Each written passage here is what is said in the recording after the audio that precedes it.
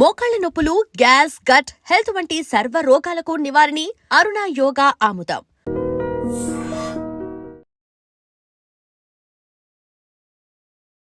Welcome to iDream media. So జనరల్గా HbA1c ఇదేంటంటే sugar ఎలా ఉంది అని చెక్ చేసుకోవడానికి చేసే టెస్ట్ అనమాట. అయితే మనకు తెలియని విషయాలు చాలానే ఉన్నాయి. దీని గురించి వివరాలు తెలుసుకుందాం. మనతో పాటు ప్రముఖ internal medicine specialist doctor Rajesh Ukkala గారు ఉన్నారు. డాక్టర్ గారు నమస్తే అండి. నమస్తే. డాక్టర్ గారు, జనరల్గా HbA1c ఇదే షుగర్ని నిర్ధారించే ఒక అఫీషియల్ టెస్టా? సో HbA1c అనేది one of the diagnostic criteria for sugar. అయితే మనందరికీ తెలిసిన విషయం ఏంటి, డయాగ్నోసిస్ ఆఫ్ డయాబెటీస్లో fasting sugar, post lunch sugar and HbA1c చాలా ఇంపార్టెంట్ రోల్ ప్లే చేస్తాయి. సో డయాగ్నోసిసే కాకుండా ప్రోగ్నోసిస్ అంటే ఎలా ఈ జర్నీ ఆఫ్ డయాబెటీస్ వెళ్తుంది అనేది చూసేదే ఈ HbA1c. అయితే దీన్ని గ్లైకోసిలేటెడ్ హీమోగ్లోబిన్ అంటాం. గ్లైకోసిలేటెడ్ హీమోగ్లోబిన్ అంటే షుగర్ అతుక్కోనున్న హీమోగ్లోబిన్, అంటే హీమోగ్లోబిన్కి సంబంధించిన ఒక ప్రక్రియ ఇది. అయితే మనకు అర్థమయ్యేటట్టు చెప్పాలంటే, ఇంటికి పెయింట్లు వేస్తున్నప్పుడు 4-5 కోట్లు వేస్తే కానీ బ్రైట్నెస్ రాదు అని చెప్తారు. అలాగే ఈ coating of haemoglobin with sugar molecule, అదే గ్లైకోసిలేటెడ్ హీమోగ్లోబిన్. సో నార్మల్గా ఒక ఎర్ర కణంకి సంబంధించిందే హీమోగ్లోబిన్. ఈ ఎర్ర కణం లైఫ్ స్పాన్ 120 days ఉంటుంది, 3 నెలలు. ఆ 3 నెలల యావరేజ్ సూచించేదే ఈ HbA1c. సో ఈ HbA1c కారణంగా మనకి లాంగ్ టర్మ్ షుగర్ కంట్రోల్ ఎలా ఉంది, 3 నెలల్లో ఎలా జరుగుతుంది. సో జనరల్గా నా ప్రాక్టీస్లో నేను గమనించేది ఏంటి, బ్లడ్ టెస్టులు చేయించుకునేటప్పుడు స్ట్రిక్ట్గా ఉండేసి ఏమి తినకుండా ఆ రోజు ఉదయం సాయంత్రం కరెక్ట్గా ఉందని చూపిస్తారు. కానీ వాస్తవానికి HbA1c చెక్ చేస్తే అసలు ఓవరాల్ ఎలా ఉండింది అనేది మనకి ఏర్పడుతూ ఉంటుంది. ఒక నార్మల్ పర్సన్లో 5.7 అండ్ బిలో ఉంటే ఇది నార్మల్ కింద కన్సిడర్ చేస్తాం. 5.7 and below. Pre diabetic stage అనేది 5.7 నుంచి 6.4 వరకు ప్రీ డయాబెటిక్ స్టేజ్ కింద కన్సిడర్ చేస్తాం. 6.5 అండ్ అబవ్ ఈజ్ డయాబెటీస్. అయితే ఒక డయాబెటిక్ పర్సన్లో జనరల్గా మా టార్గెట్ 6.5 ఉండేటట్టు చేస్తాం. ఎప్పుడైతే ఈ HbA1c హై లెవెల్కి చేరుకుంటుందో, హై లెవెల్ అంటే సహజంగా చాలా మందిలో ఆల్మోస్ట్ 80% ఆఫ్ పేషెంట్స్లో అరౌండ్ 8 కనిపిస్తూ ఉంటుంది, 8 అండ్ అబవ్. ఇది ఆర్గన్ డిస్ఫంక్షన్కి సంకేతం. 8 నుంచి పెరిగితే ఐడియల్గా 6.5 ఉండాలి. హయ్యర్ నెంబర్స్ ఉంటే ఇది ఆర్గన్ డిస్ఫంక్షన్కి సంకేతం. ఏదైతే మేము డయాబెటిక్ కాంప్లికేషన్స్ అని మాట్లాడతాం, ఎక్కువ శాతంలో డయాబెటిక్ ఫుట్, పుండు మానకపోవడం, రక్త ప్రసరణ లోపించడం, హార్ట్ ఎఫెక్ట్ అవ్వడం, బ్రెయిన్ ఎఫెక్ట్ అవ్వడం, కిడ్నీలు ఎఫెక్ట్ అవ్వడం, ఏవైతే డయాబెటిక్ రిలేటెడ్ కాంప్లికేషన్స్ అన్నీ ఉంటాయో అవి తరచుగా దీనికి సంబంధించిన వార్నింగ్ మిస్ అయినప్పుడే మనం చూస్తూ ఉంటాం. అంటే ఎవరైతే HbA1c పెరుగుతూ కూడా నెగ్లెక్ట్ చేస్తారో, ఇదేముంది లేదు ఒక నంబరే, HbA1c చెక్ చేసుకోరో, జస్ట్ ఆ బ్లడ్ టెస్ట్ ఇంట్లోనే షుగర్ చెక్ చేసుకొని నేను బాగున్నాను, ఇలా సెల్ఫ్ చీటింగ్ చేసుకునే వాళ్ళకి ఇది వచ్చేదానికి ఛాన్స్ ఎక్కువ. సో HbA1c కారణంగా మనకి long term complications of diabetes రాకుండా మనం సరి చేసుకోవచ్చు. సో దాని మీద అక్యూట్ అటెన్షన్ అనేది పే చేయాలి. తర్వాత ఈ మధ్యకాలంలో ఏవైతే ప్రతి సంవత్సరం వస్తున్న రివిజన్ ఆఫ్ డయాబెటిక్ గైడ్ లైన్స్లో HbA1cని ఫోకస్గా తీసుకొని HbA1c హై 10 అండ్ అబవ్ ఉంటే కంపల్సరీ ఇన్సులిన్ ఇవ్వండి అంటారు. ఈ పాయింట్ ఎందుకు చెప్తున్నానంటే, నేను ఎప్పుడన్నా పేషెంట్ గురించి మాట్లాడుతున్నప్పుడు పేషెంట్తో డిస్కషన్ పాయింట్ వచ్చి HbA1c ఎక్కువగా ఉంది, కాస్త ఇన్సులిన్ వెంటనే వద్దు మాకొద్దు. వాళ్ళకున్న అపోహ ఏంటంటే, ఒక్కసారి ఇన్సులిన్ పెడితే లైఫ్ లాంగ్ ఇన్సులినే అనే అపోహలో ఉంటారు. వాస్తవానికి టెంపరీకి కూడా ఇన్సులిన్ పెట్టి ఆ HbA1cని కాస్త కరెక్ట్ అయ్యే విధంగా చేసి, డ్యామేజ్ టు ఆర్గన్స్ కాకుండా చేసే విధంగా కాస్త రోజులు, మేబీ 3 months 4 months వాడిన తర్వాత దాన్ని ఇన్సులిన్ కూడా మానేదానికి అవకాశం ఉంటుంది. అది చాలా ఇంపార్టెంట్గా గ్రహించాలని చెప్పి నేను చెప్పదలుచుకున్నాను.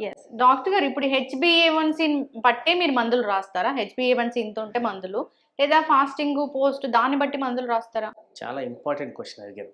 HbA1c ఒక్కదాన్ని పెట్టుకొని మందులు డిసైడ్ చేయాలి. సో ఈ మధ్యకాలంలో ఇదివరకు మనం కూడా డిస్కస్ చేసిన point continuous glucose monitoring, CGM. ఈ గ్లూకోజ్ మానిటరింగ్లో ఏం తెలుస్తుందంటే ఎక్కడ ఏ పద్ధతుల్లో షుగర్ పెరుగుతుంది, ఏ కారణంగా పెరుగుతుంది అనేది 24 గంటల్లో ఒక గ్రాఫ్ అనేది మనకు వస్తుంది. సో ఈ గ్రాఫిక్ రిప్రజెంటేషన్లో నేను ఎక్కడ కాన్సన్ట్రేట్ చేస్తే షుగర్ అదుపులోకి వస్తుంది, ఉదయమా, మధ్యాహ్నమా, రాత్రా. అండ్ నేను ఎప్పుడు చెప్తున్నట్టే షుగర్ అనేది ఒట్టి మెడిసిన్తోనే కంట్రోల్ కాదు, దీంట్లో చాలా రకాల ప్రక్రియలు ఇన్వాల్వ్ అయి ఉన్నాయి. మనం చేసే ఎక్సర్సైజ్, మనం పోయే నిద్ర, మనం తినే డైట్, ఇవి చాలా క్రూషియల్ రోల్స్ ప్లే చేస్తాయి. కాబట్టి ఒక మెడిసిన్ మీదే కాదు. అందుకోసమే CGM వచ్చినప్పుడు ఏం అర్థమవుతుందంటే ఎలా మన షుగర్ ఫ్లక్చుయేషన్స్ జరుగుతున్నాయి, మనం తిన్నప్పుడు ఏం జరుగుతుంది, మందులు ఏ విధంగా కంట్రోల్ చేయగలుగుతున్నాయి, ఇదంతా ఇన్ఫర్మేషన్ అయితే వస్తుంది. సో హోలిస్టిక్గా మేము ఈ ఇన్ఫర్మేషన్ మొత్తం తీసుకొని HbA1c ఒక్కదాని మీదే కాకుండా వీటి మీద కూడా ఆధారపడి మేము డోసేజ్ అనేది డిసైడ్ చేస్తాం.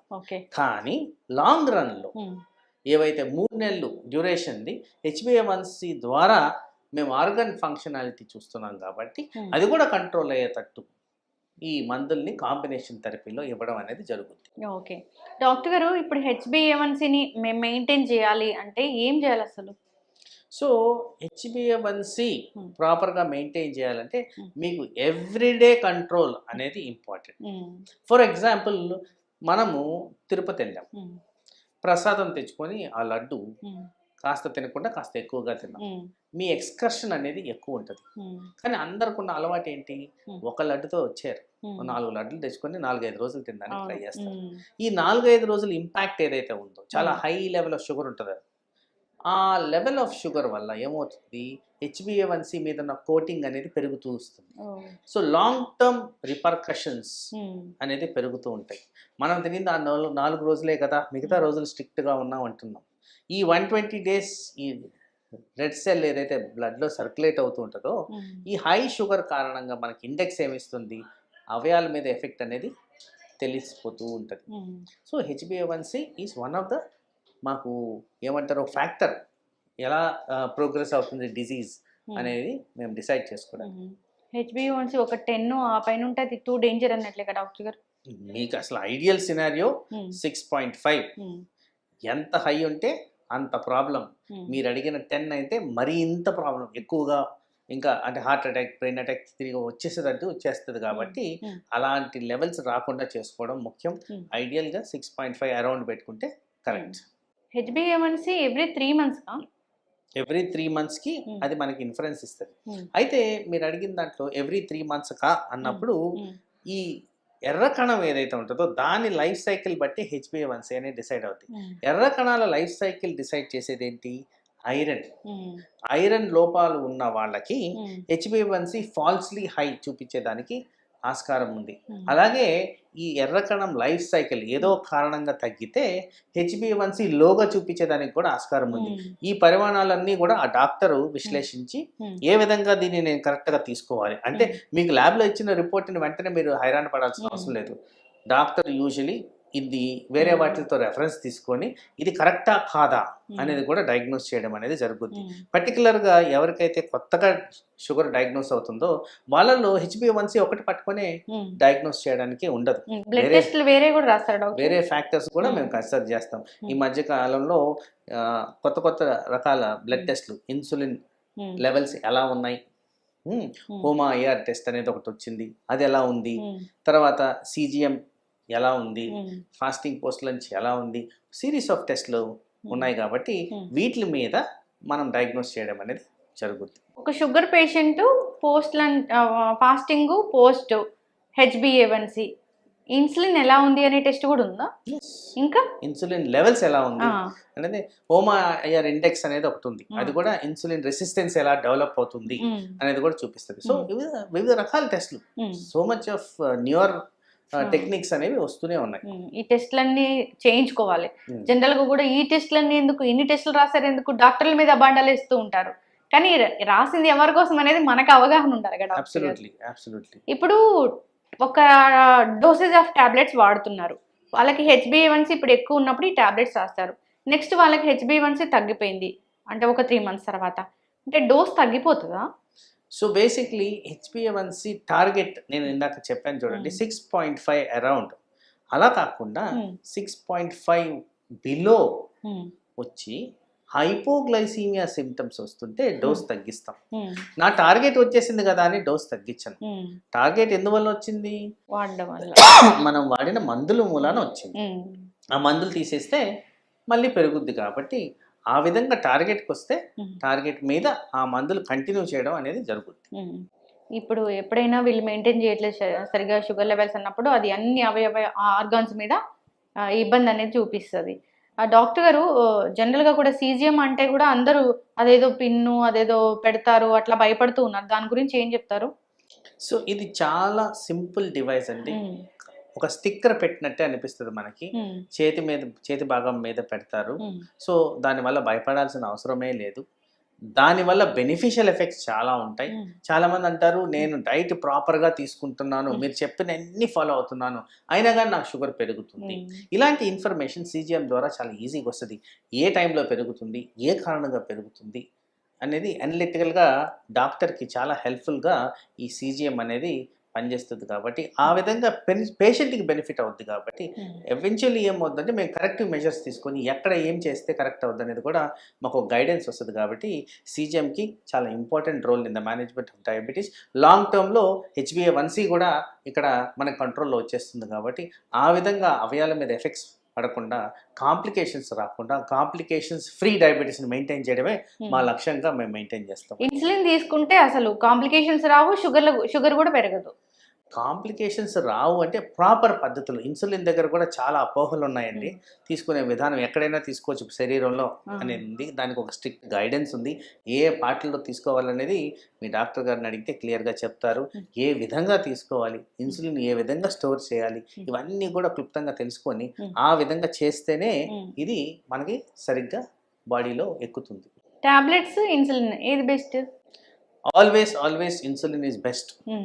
కానీ needle phobia, inertia of insulin మేము మెడికల్ టర్మ్స్లో వాడేది. దాని కారణంగా ఎక్కువగా ఇన్సులిన్ వాడలేకపోతున్నాం. కానీ ఇప్పుడు వచ్చిన ఆధునిక మెడిసిన్స్ చాలా పవర్ఫుల్ ఉన్నాయి కాబట్టి, చాలా విధాల బెనిఫిషియల్స్ ఉన్నాయి కాబట్టి ఎస్ అవి కూడా బాగానే పనిచేస్తున్నాయి. ఇప్పుడు మౌంజారో, ఇంక్లిజరాల్ కూడా డయాబెటీస్ కోసమేనా? ఎస్, ఈ రెండు. ఎన్ని రోజులకు ఒకసారి తీసుకోవాలి అది? యూజువలీ ఇప్పుడున్న గైడెన్స్ ప్రకారం వారానికి ఒక్కసారి, ఎవ్రీ వీక్ ఒకసారి. దానికి డోసెస్ పెంచుకునే విధంగా మీ అవసరాన్ని బట్టి డిసైడ్ చేయడం జరుగుతుంది. అది కూడా డాక్టర్ దగ్గర వచ్చి తీసుకోవాలి.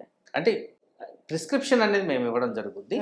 ఇంట్లో ఉంటే తీసుకోవచ్చు. ఇప్పుడు మెడికల్ షాప్కి వెళ్ళి కూడా తీసుకొని డైరెక్ట్గా ఒబెసిటీ తగ్గించుకోవచ్చు, డయాబెటీస్ తగ్గించుకోవచ్చు అనేది నడుస్తుంది డాక్టర్ గారు బయట. Generally not advisable. బికాస్ అది సైడ్ ఎఫెక్ట్స్ ఏంటి, మీ ప్రొఫైల్కి సరిపోద్దా లేదా, కొన్ని కండిషన్స్లో పర్టికులర్గా thyroid cancer, pancreatic cancer, pancreatitis అనే కండిషన్, ఇలాంటి వాటిల్లో ఇట్లాంటి మంజారో లాంటి డ్రగ్స్ వాడకూడదు. కాబట్టి మీరు డాక్టర్ని కలిసి ఆ ఎక్స్పర్ట్ ఒపీనియన్ ద్వారా ఎంత డోస్ తీసుకోవాలనేది డిసైడ్ చేసుకోవడం మంచిది. అంటే పేషెంట్స్ వచ్చినప్పుడు ఇప్పుడు కొత్త ఇంజెక్షన్స్ వచ్చాయి తీసుకోవచ్చా డాక్టర్ గారు, ప్రిస్క్రైబ్ చేస్తారని అడుగుతున్నారా? జనరల్గా అడుగుతున్నారు. అక్కడ ఫ్యూ థింగ్స్, ఫైనాన్షియల్ ఆస్పెక్ట్ కొద్దిగా ఎక్స్పెన్సివ్ ఉంది. తర్వాత రెగ్యులర్గా వేసుకోవాలి. అంటే ఈ ఇంజెక్షన్స్ వచ్చిన బెనిఫిట్స్ ఏవైతే ఉంటాయో ఆ ఇంజెక్షన్ వాడినంతసేపే ఉంటాయి. అవి మానేస్తే రివర్సల్ అనేది చాలా హై ఛాన్సెస్ అనేది ఉంది. తర్వాత కొంతమందిలో కాస్త గ్యాస్ట్రో ఇంటెస్టైనల్ సిమ్టమ్స్ అంటే జీర్ణాశయానికి సంబంధించిన symptoms like vomiting, diarrhoea, constipation, కడుపులో నొప్పి ఇలాంటివి రావడం జరుగుతుంది. కాబట్టి ఇవన్నీ గమనించుకోవాలి. కాబట్టి ఇది డాక్టర్ సలహాలు, సూచనల ద్వారా తీసుకోవడం అనేది ముఖ్యం. చక్కటి ఇన్ఫర్మేషన్ డాక్టర్ గారు. తెలీదు నాకు ఆ మౌంజారో ఎలా పనిచేస్తుంది, ఏంటి, ఈ టాబ్లెట్స్ ఉన్నాయి కదా ఇవే వేసుకోవచ్చా అనే వాటి గురించి కన్ఫ్యూజన్ ఉంటుంది. కాకపోతే మా కొత్త మందు వచ్చింది దాన్ని ట్రై చేద్దాం అనుకునే వాళ్ళు కూడా ఉంటారు. వీక్లీ వన్స్ కాబట్టి అది మనకి తీసుకుంటే సరిపోతుంది. కానీ పూర్తి స్థాయిలో షుగర్ని తగ్గిస్తుంది అంటే అది కూడా లేదు కదా, అది కూడా మెయింటైన్ చేయడమే కదా. ఇప్పుడు ఈ మందులు, ఈ ఇన్సులిన్ ఎలాగో ఈ మౌంజారో కూడా వీక్లీ వన్స్ అలాగే డాక్టర్ గారు? కంప్లీట్గా డయాబెటీస్ని అయితే రివర్స్ చేయదు. ఊబకాయని తగ్గిస్తుంది, షుగర్ని అదుపులో ఉంచుద్దే. కానీ అది కూడా అది వేసుకున్నంత వరకే దాని బెనిఫిట్స్. అది మానేస్తే రివర్సల్ అనేది చాలా high chances.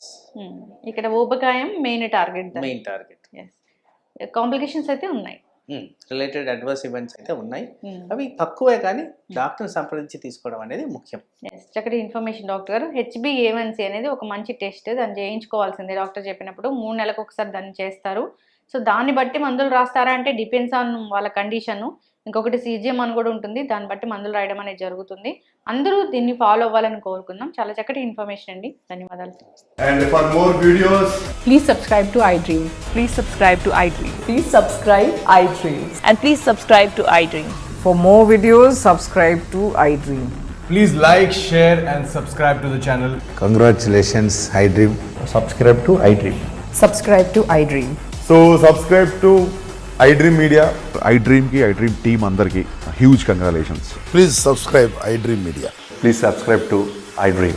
Subscribe iDream. Please subscribe to iDream. iDream అంటే నా కళల ఛానల్ సబ్స్క్రైబ్ చేసుకున్న నోరు తిరుగుతలేదు, మీరైతే గంట గుర్తు కొట్టండి. For more such videos, please subscribe to iDream.